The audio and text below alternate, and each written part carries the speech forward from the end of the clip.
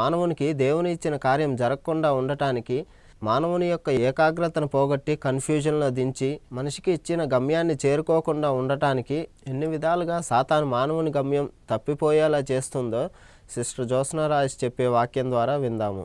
క్రీస్తునందు ప్రియమైన సహోదరి సహోదరులారా, మన ప్రభువైన క్రీస్తుని దేవుడిగా అంగీకరించి ఆయన సర్వశక్తిమంతుడని, నిజమైన రక్షకుడని, ఆయనే నిజమైన దేవుడని క్రైస్తవులంగా పిలువబడుతున్న మనమందరం కూడా నిజంగా ఎంతో ధన్యులము. ప్రియమైన సహోదరి సహోదరులారా, ఈ లోకంలో మానవుని జీవితము కేవలం కొంతకాలం వరకే. ఆ మానవుడు ఏ విధంగా జన్మించినా, ఎంత గొప్పవాడిగా పుట్టినా, ఎంత లేనివాడిగా పుట్టినా, ఎంత గొప్ప కులంలో పుట్టినా, తక్కువ కులంలో పుట్టినా, ప్రతి మానవుడు కూడా ఆఖరికి ఏదో ఒక రోజు మరణించాల్సిందే. మరి మానవునిగా ఈ భూమి మీద జన్మించిన తర్వాత ప్రతి మానవుని యొక్క గమ్యం ఏంటి? మరి ఈ భూమి మీద జన్మించి మరి అది 30 సంవత్సరాలు, 40 సంవత్సరాలు, లేకపోతే 50, 100 ఎందుకు కొంతకాలం జీవించిన తర్వాత ఆ మానవుని యొక్క ఆత్మ ఎక్కడికి చేరుకుంటుంది? మనందరికీ తెలుసు, రెండు విషయాలను మనం అనుకుంటూ ఉంటాము.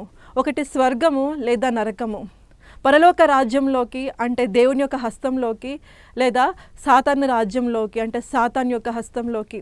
మరి ప్రతి మానవుడు కూడా తప్పనిసరిగా పరలోక రాజ్యంలో ఉండాలని కోరుకుంటాడు, దేవుని యొక్క రాజ్యంలో, దేవుని యొక్క హస్తంలో ఉండాలని కోరుకుంటాడు. కానీ ప్రియమైన సహోదరి సహోదరులారా, దేవుని యొక్క రాజ్యంలో ఉండాలంటే మానవుడు ఏం చేయాలి?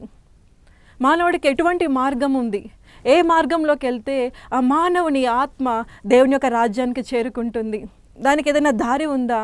ఏ దారిలో వెళ్తే మానవుడు దేవుని యొక్క రాజ్యంలోకి చేరుకుంటాడని అనేక ప్రయత్నాలు చేస్తూ ఉన్నాడు. ఈ భూమి మీద జన్మించిన ప్రతి మానవుడు కూడా మరి ఎన్ని సంపదలున్నా, ఏమి చేసినా సరే అతని యొక్క గమ్యము పరలోక రాజ్యము చేరడానికి. కానీ ఆ మార్గం ఏంటి అని మనం తెలుసుకోవాలనుకుంటే ఆ మార్గము కేవలం యేసు ప్రభు మాత్రమే.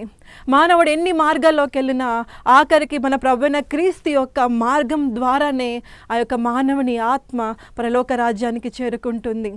ఏ మతంలో పుట్టినా, ఏ కులంలో పుట్టినా, ఏ విధంగా పుట్టినా, ఏ దేశంలో పుట్టినా, ఏ జాతిలో పుట్టినా ప్రతి మానవుడు కూడా ప్రభువైన క్రీస్తుని నమ్మిన తర్వాతనే అతను పరలోక రాజ్యంలోకి చేరుతాడు. అంటే కేవలం ప్రభువైన క్రీస్తు మాత్రమే నిజమైన మార్గము, ప్రభువైన క్రీస్తు మాత్రమే నిజమైన వెలుగు, ప్రభువైన క్రీస్తులో మాత్రమే గొప్ప సత్యం ఉంది, మన ప్రభువైన క్రీస్తులో మాత్రమే నిజమైన వెలుగు ఉంది. అందుకనే ప్రియమైన సహోదరి సహోదరులారా, ఎంత గొప్పగా జన్మించినా, ఎంత గొప్పగా జీవించినా సరే, 100 సంవత్సరాలు దీర్ఘాయుష్యతో జీవించినా సరే, మన ప్రభువైన క్రీస్తును అంగీకరించకుండా, ఆయన తెలుసుకోకుండా, ఆయన నామమున ప్రార్థన చేయకుండా ఉన్నవాడు, వారి యొక్క ఆత్మ దేవుని యొక్క రాజ్యానికి చేరదు. ఎంత పేదవాడిగా జన్మించినా సరే ఆఖరికి ప్రభువైన క్రీస్తును తెలుసుకున్న తర్వాత అది తక్కువ కాలమైనా మనం జీవించేది యేసు ప్రభువుని నమ్మి మనం మరణిస్తే మన ఆత్మకు నిత్య జీవితం ఉంటుంది. మన ఆత్మ కలకాలం కూడా దేవుని యొక్క రాజ్యంలో సుఖంగా, సంతోషంగా ఉంటుంది. ఈ లోకంలో ఎన్ని లోకపు భాగ్యాలను అనుభవించినా, లోకపు కోరికలు అనుభవించినా సరే, మనము గనక దేవుడిని అంగీకరించకపోతే, ప్రభువైన క్రీస్తును మాత్రమే అంగీకరించకపోతే మన ఆత్మ నిత్య నరకాగ్నిలో ఉంటుందని తెలుసుకోండి. అందుకనే ప్రియమైన సహోదరి సహోదరులారా, నా దగ్గరికి చాలామంది అన్యజనులు వచ్చి, సిస్టర్ మేము ఎన్నో మార్గాల వైపు వెళ్ళాము, ఎన్నో దారుల వైపు, ఇటు వెళ్తే మాకు శాంతి వస్తుందా, ఇటు వెళ్తే మాకు సమాధానం వస్తుందా, ఈ దారి వైపు వెళ్తే మా రోగాలు నయమవుతాయా, ఈ దారి వైపు వెళ్తే మాకు మరి మా యొక్క ఆత్మకు రక్షణ ఉంటుందని అనేక మార్గాలు తిరిగాము. కానీ ఏ మార్గంలో కూడా మాకు శాంతి, సమాధానం లేదు.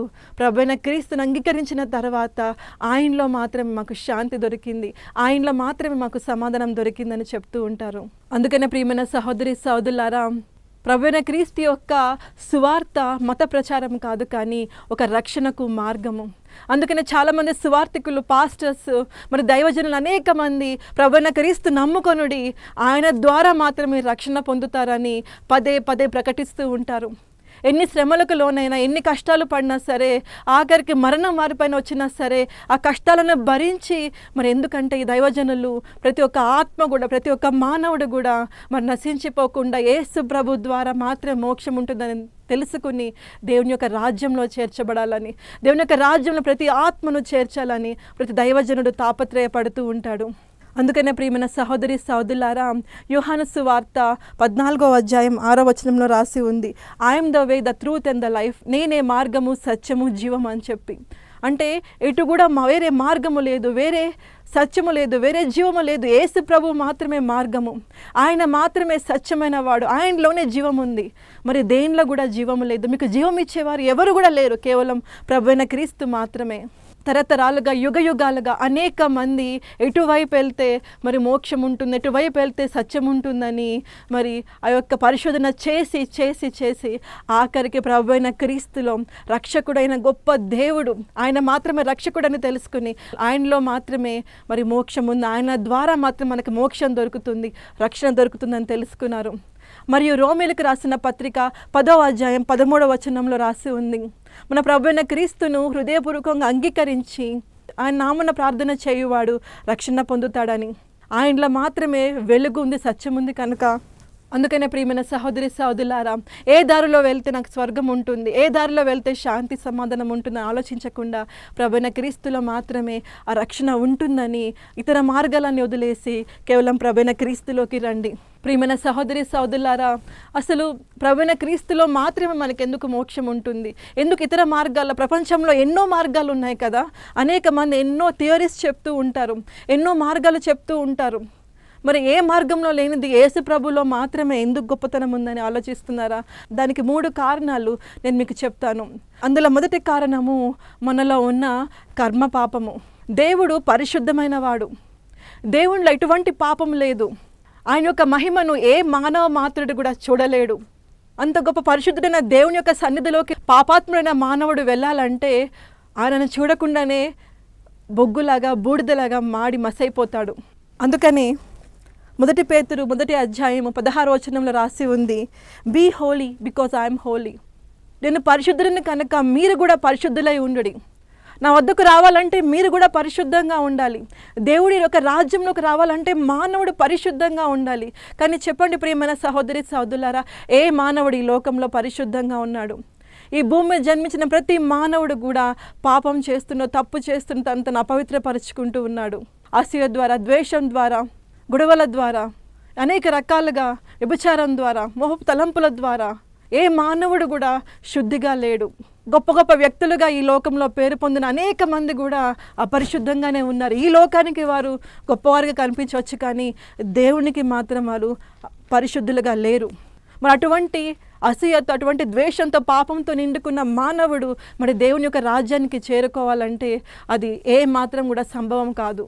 అందుకనే ప్రియమైన సహోదరి సహోదరులారా, మరి మానవుడు పరిశుద్ధంగా మారి మరి దేవుని ముందుకు రావాలంటే సర్వశక్తిమంతుడైన దేవుడే ఈ భూమి మీదకి మానవుడి రూపంలోకి దిగి వచ్చి మానవుని యొక్క ప్రతి భారాన్ని, ప్రతి పాపాన్ని తన మీద వేసుకుని తను బలియాగం అయిపోవాలి.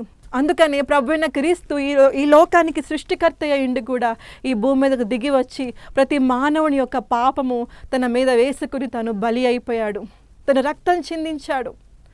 అంటే ఎవరైతే ప్రభువైన క్రీస్తుని నమ్ముతారో ఆ ప్రతి మానవుడి పైన ప్రభువైన క్రీస్తు యొక్క రక్తము కవర్ చేయబడి ఉంటుంది. ఆయన నమ్మిన ప్రతి మనిషి కూడా ప్రభువైన క్రీస్తు యొక్క రక్తంతో శుద్ధీకరించబడి ఉంటాడు. అందుకని ఎప్పుడైతే యేసు ప్రభు నామమున ఆయన రక్తంతో పాటు మనం పరలోక రాజ్యానికి మన ఆత్మ వెళ్ళడానికి ప్రయత్నం చేస్తుందో అప్పుడు ప్రభువైన క్రీస్తు యొక్క రక్తం ద్వారా ఏ పాపం లేకుండా ఈ లోకంలో జన్మించి, ఏ పాపం లేకుండా మరణించి పునరుత్థానమైన ప్రభువైన యేసుక్రీస్తు యొక్క రక్తం ద్వారా ఆ యొక్క మానవుడు దేవుని ముందు, మన తండ్రి ముందు పరిశుద్ధునిగా కనపడతాడు. వారి యొక్క పాపము, వారి యొక్క బలహీనతలు ప్రభువైన క్రీస్తు యొక్క రక్తం ద్వారా కవర్ చేయబడి ఏమాత్రం కూడా దేవునికి కనపడదు. అందుకనే మన యొక్క పాపాలను బట్టి పరిశుద్ధుడైన దేవుడు కోపడకుండా, అసహించకుండా ప్రభువైన క్రీస్తు యొక్క బలియాగం ద్వారా ఆ రక్తాన్ని చూసి మనల్ని ప్రేమించి తన కాగిల్లోకి మనల్ని తీసుకుంటాడు. మనల్ని ఆయనతో పాటు పరలోక రాజ్యంలో వారసులుగా చేస్తారు. అందుకనే ప్రియమైన సహోదరి సహోదరులారా, దీన్నే కర్మపాపం అంటాము. జన్మించిన ప్రతి మానవుడు కూడా వాడు చేసే క్రియల ద్వారా అటువంటి పాపానికి లోనవుతాడు. కనుక ఈ కర్మ పాపము నుండి మనకు విడుదల ఇచ్చేది కేవలం ప్రభువైన యేసుక్రీస్తు యొక్క రక్తమే, మరొకరిది కాదు. అందుకని ప్రపంచంలో ప్రభువైన క్రీస్తు యొక్క నామం ద్వారా, రక్తం ద్వారానే మనం పరలోక రాజ్యానికి వెళ్ళడానికి అర్హులమవుతాము.